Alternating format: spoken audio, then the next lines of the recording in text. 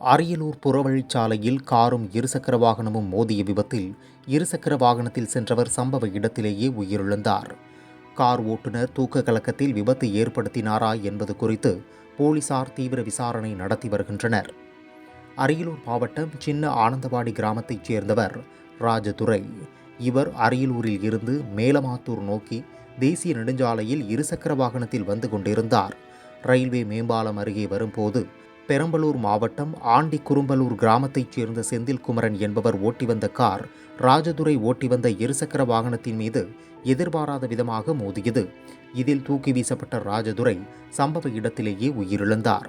இதனால் அதிர்ச்சியடைந்த காரை ஓட்டி வந்த செந்தில்குமரன் தப்பி ஓடினார். சம்பவம் குறித்து அறிந்த அரியலூர் போலீசார் சம்பவ இடத்திற்கு சென்று இறந்தவரின் உடலை மீட்டு பிரேத பரிசோதனைக்காக அரியலூர் அரசு மருத்துவக் கல்லூரி மருத்துவமனைக்கு அனுப்பி வைத்தனர்.